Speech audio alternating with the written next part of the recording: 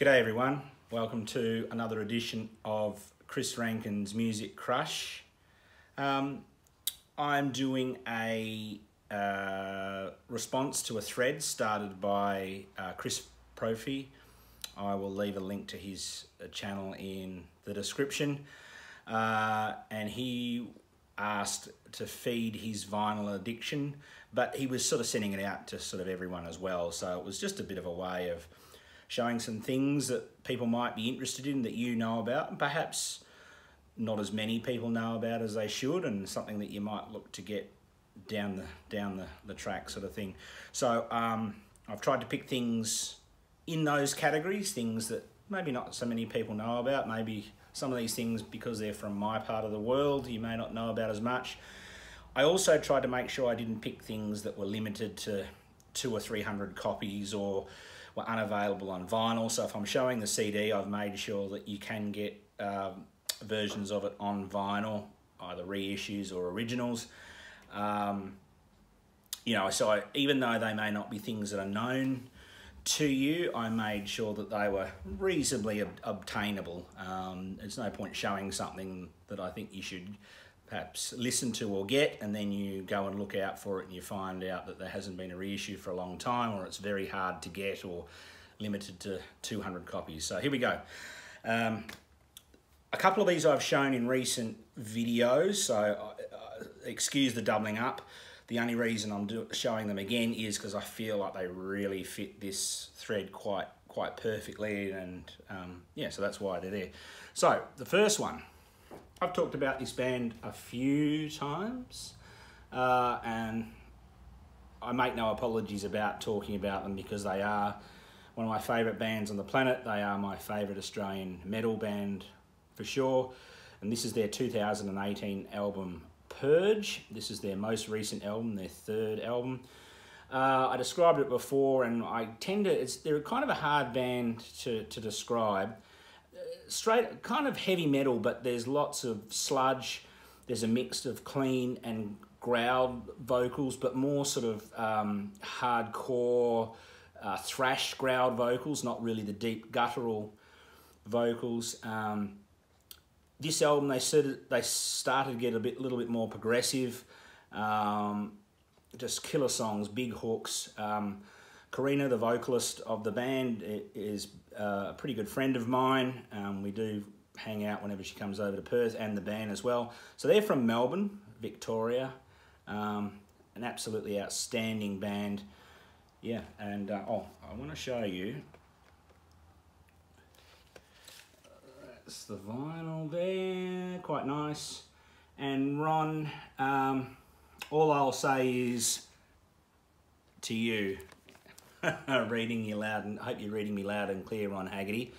So yeah, so that's the first one. I highly recommend this to everybody. All three of their albums. Bully is also a fantastic album. I can't remember if that ever came out on vinyl or not. I'm pretty sure it did, but I can't promise you, and that's why I didn't show it on here. But Bully is almost as good as this one. In fact, my favourite song by High Tension of all time, called Lapindo, is on the second album, Bully. And then their first album, Deathbeat, is a little more hardcore punk in style, and you know, with the shorter songs, the shorter sort of 2-minute songs. This one, they're really sort of realising what they're capable of and stretching out. So that's High Tension, Purge, and their 2018 album. It was one of my equal favourite album of 2018. Now, I spoke a little bit before on one of my other videos about a band called Mighty Baby, and I said that I was going to mention more of these albums. So back in April and March, when the pandemic was really in full swing and had a bit more time on my hands, I did a thing where I was going back, searching through lots of images on the internet and trying to find albums of pictures of album covers that I remembered being played to or shared to as a kid, and a lot of them I only remembered by album covers. I still do that a lot to this day. I seem to have a good way of remembering albums by album covers. I sort of save that image in my mind. So anyway, back on track. So there was quite a few albums that in the late 70s that I was played to and I remembered liking. I had no idea of the artist, the name, whatever, but I remembered what the album artwork looked like. And Mighty Baby was one that I found that I showed you. And this is one of the hardest ones to find. One, because there was alternative covers. And I'm talking about the band Alpha Centauri. I mean, I don't know what it is about that album cover, but I just love it. So this was a 1977 hard rock band. They only did one album. Hard rock, a little bit of progressive rock, but not much. Sometimes it got into AOR as well. And look, when you were hearing this album in the late 70s, you could have also, you know, it wouldn't have been criminal to call them melodic heavy metal either. By today's standards, they're not heavy metal at all. But, you know, in 1977, it wasn't too much of a stretch to call them that. But hard rock, AOR, and a little bit of aggressive rock. Now, they originally came out of Colorado. A couple of the members were from North Dakota and Wyoming. And then for some reason, they moved to Winnipeg in Canada. And then they moved back. They got reasonably, I wouldn't say big, but they certainly opened for bands like Styx and Uriah Heep and that sort of thing in that time period. And one of the guitarists I know auditioned for Deep Purple when Tommy Bolin passed away. I know they auditioned, but he didn't get the spot. So Alpha Centauri, absolutely magnificent. 1977. Now, Hard Life, One Night at a Time, I'm a Rebel, just Love is a Curse. So many good albums, songs. Sorry, not albums. So many good songs on here. You can get this on LP. The most recent, I know originally it came out on LP as well. The most recent reissue was 2012. I can't remember the name now. Acid Nightmare Records. I don't know much about that label or records, but I remember seeing it on Discogs when I was putting this on Discogs, that there was a reissue 2012 on on LP. So there we go. Brilliant. One of those things that took me a very, very long time, kind of 40 years it took me overall to find this, and I finally did, and it was worth every bit and every cent. I love this so much.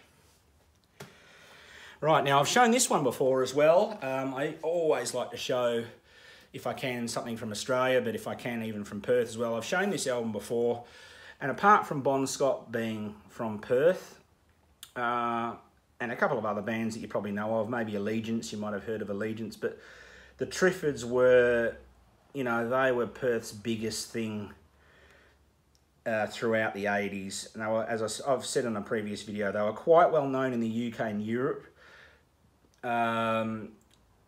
They sort of had a sound, I want to say, a sound mix that was sort of a mix of the Smiths, maybe In Excess a little bit, maybe The Cure a little bit, not really Robert Smith's vocals, but certainly a little bit of the sound, sort of post-punk, new wave, and just straight up sort of rock, indie rock, although that's a kind of a bit of a weird term, but indie rock, because there's no really such thing as indie rock back in the 80s.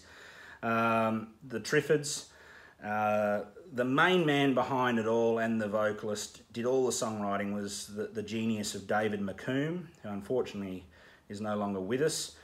I think one of the greatest songwriters of all time. I think he was just absolutely outstanding. A big song that came off this is called Wide Open Road, which, you know, has become a bit of a unofficial anthem of Perth and Western Australia. Just a magnificent album. The Triffids. You can get it on vinyl. You could definitely get it at the time. This was a 1986 album, so you could definitely get it at the time. I don't know, I can't remember what label it was on. The last reissue came out on vinyl in 2015 on Domino Records. So yeah, I highly recommend this if you love any sort of post-punk, new wave, indie rock with big hook choruses and just sublime songwriting of the 80s. If you like anything in that way at all, I can't recommend this highly enough. I think this is certainly non-metal albums. This is the best metal to come out. This is the best album to ever come out of Australia. And I did read, and I can't remember the author's name, but I did read, and it was a reasonably recent book on their list. They ranked it as the number 5th album in the 100 best Australian albums of all time, and it was ranked 5th. So as you can see, it's not just my biasness of Perth. This really is regarded as one of the kings of Australian music. The Triffids, Born Sandy Devotional. And this is an old 1960s photograph of Mandurah, which is like a rather large satellite city of Perth now, which has over 100,000 people now, but as you can see, there was no one there then. Now, this one, a more recent album. This is a band called Boss Keloid, and the album is called Melted on the Inch. I mean, the artwork is weird and beautiful. I love albums that sort of stand out from your rack as well. I don't know why, I just always do. The artwork inside, as you can see, it folds out. Just beautiful. Alex Hurst has one of the best voices in metal, I believe. He has a little bit of grunt. There is some growls, but they're more melodic growls. He's kind of like I mean, his epic clean vocals are just beautiful. They're soaring and really hits the high register without going falsetto, if you know what I mean. He just really, you can feel like he's emptying all the air out of his lungs when he hits the big, epic, powerful moments. So this is a mix of 4 genres. The best way is sludge metal, stoner metal, doom metal, and progressive metal. And you mend all that into one. The best way, it's maybe the closest thing to a well-known band that I can think of is Mastodon, but not quite. Just not quite. I can't think. I know of other bands. If you know of the band called Isol, a doom band with that wonderful vocalist of Daniel Brintz on vocals. I mean, I'm not showing that one now, but if you've never heard Isol and the song You Went Away, and Daniel doing that incredible chorus, it's just mind-blowing. But anyway, back to this. Boss Keloid, Melted on the Inch. Now, this is 2018. This is their fourth album, and this is also, when the CD came out in 2018, there was 3 different versions that came out on vinyl, all the different colours, and this is on Holy Raw Records that came out on vinyl. So this is a reasonably easy thing to get on vinyl. They are from Wigan in England, and if you want to get a bit of a preview, have a look at the song, type up the song Tarku Shavel. I know it's a weird sounding, all the song titles are weird on this album, but Tarku Shavel, T-A-R-K-U space S-H-A-V-E-L, and that song is just magnificent. It starts off really sort of quite slow and melodic and peaceful, and then just grows into this big epic masterpiece of a song with Alex Hurst, incredible vocals. So there we go. Next, I've shown this band a couple of times. I absolutely love, as you're probably aware by now, I do love death metal. Death metal is one of my favourite sub-genres even of metal. New wave of British heavy metal, that sound, speed metal, progressive metal, anything progressive metal, progressive death, progressive black metal, anything like that, and death metal. Death metal is one of my absolute favourite sub-genres.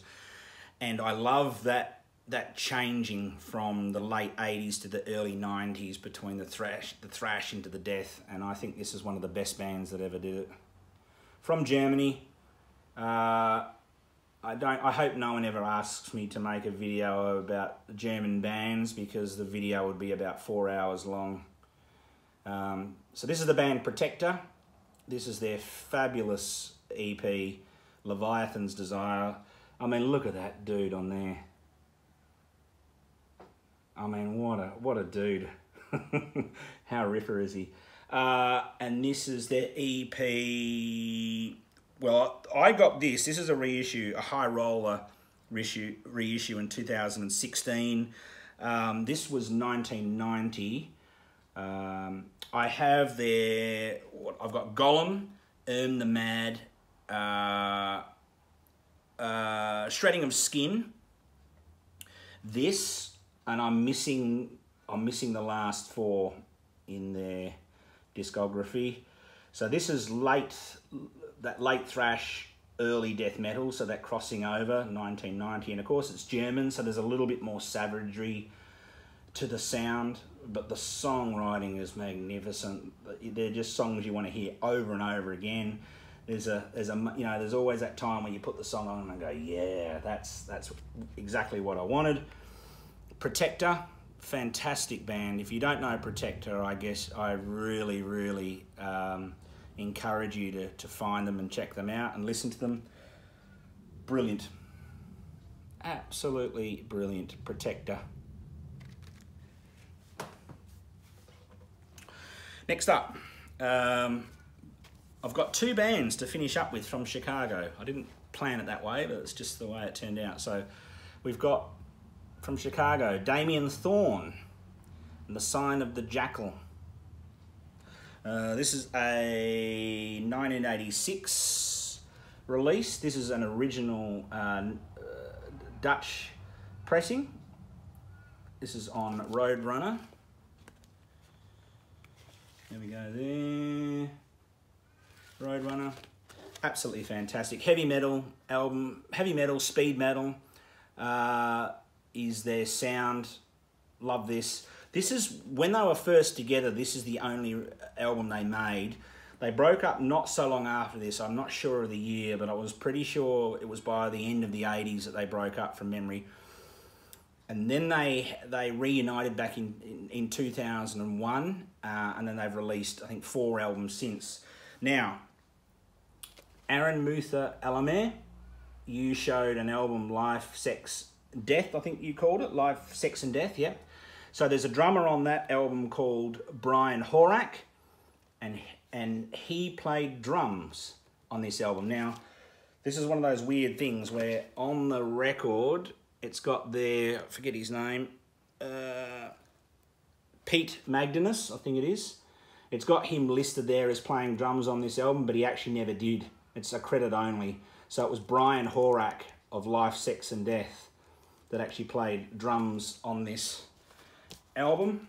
An absolutely brilliant album. I love it to bits. Yeah, speed metal, heavy metal, but quite a bit of heaviness about it. So good. I highly recommend this album. If you like heavy metal, speed metal of 1985, 86, then you'll love this. I also forgot to show just now. Let me show it. I quite often do this, but I forgot to show the vinyl of this Protector album. Let me just show that there. How can I forget to show that? Isn't that fantastic? With that sort of yellow splatter spray on there.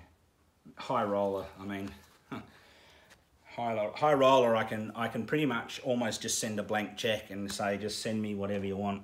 They're that damn good. I love High Roller Records, Flogger Records, No Remorse is the other one I was thinking of. Iron Bonehead, just so many. I love all those labels, so great. Now, the last one, I said I had 2 from Chicago, so I've got this one, Cyclone Temple, I Hate Therefore I Am, from Chicago. So, this is a 1991 album, Technical Thrash. with this band, think of bands like Toxic, a little bit of Voivod, but the music Voivod-ish, but the vocals quite different, by Brian Troche, and Toxic Heathen, Equinox, and now here's an interesting one for you, Ron Haggerty, and I'm pretty sure you probably know this, but 3 of the members of Snow White, that band that you love and you always show that record, Act of God, 3 of the members of that band, when that band finished, they started this band, Cyclone Temple. And Brian Troche actually replaced, when Debbie Gunn, or I forget what her real name is, Nicole something is her real name, when she left Snow White just before they were about to finish up, Brian Troche was the vocalist for Snow White, and then that band broke up, and then they formed Cyclone Temple. Brilliant. I like thrash. I like it a lot, but I like the technical thrash even better. A newish band that's technical thrash, of course, is Vector. If they're even still going, who knows? It's a bit of a strange situation, that one. But I like the technical thrash because it's not just the straight up thrash that you've heard 100 million times. There is certain, you know, a lot more technicality and detail to it. And being a big prog fan, it really just gives me something a little bit more than just the straight up thrash. But yeah, great album. Cyclone Temple. I hate therefore I am. I hate therefore I am. Yeah, terrible. And that's 1991.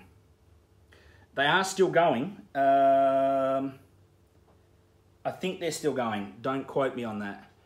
I think they are still going, but I'm not sure on that. Anyway, this is a bit of a weird label. Interesting. It's just basically the band. And there we go. Cyclone Temple. I hate therefore I am. So there's my thread for Chris Propfe and I guess everyone else. So I hope there's some albums that perhaps you've either never heard of before, maybe seen and didn't know what they were all about, or were just completely off your radar, or some that you've never heard of. And as I say, I made sure that they were albums that were, although a little bit more obscure, still reasonably obtainable. I'd also invite you to go and look back at my very first video I made. The title of it was called Some of the Best Albums of 2020. And the reason I say that is in the description of that video, I put my top 100 favourite albums of 2020. And I put it in a list because I couldn't fit the whole video and I didn't have physicals for them all. So I put that in the list in the description. So there's another thing you can look at. If you want to go and look down that list, and you might see things that you've never heard of before. I listen to a very large amount of new releases every year, a large amount. So don't think that the top 100 means that it's watered down. That was out of a list that was about 10 times as big as that I listen to each and every year. So the top 100 are very much the cream of the crop of what I thought anyway, in my ears and brain, of what I thought was the top albums of 2020. So there's another way that could feed your vinyl addiction. And obviously because it's 2020, a very large percentage of those albums are now available on vinyl. So I hope you really enjoyed the video. I hope I helped feed your vinyl addiction, Chris Propfe. You quite often help feed my vinyl addiction with your wonderful videos and channel. I'll leave a link to his channel below. Aaron Mutha Alaman, there's something for you to check out there, and Ron Haggerty as well. So I hope you all enjoyed the video very much, and thanks for watching, and I'll catch you soon.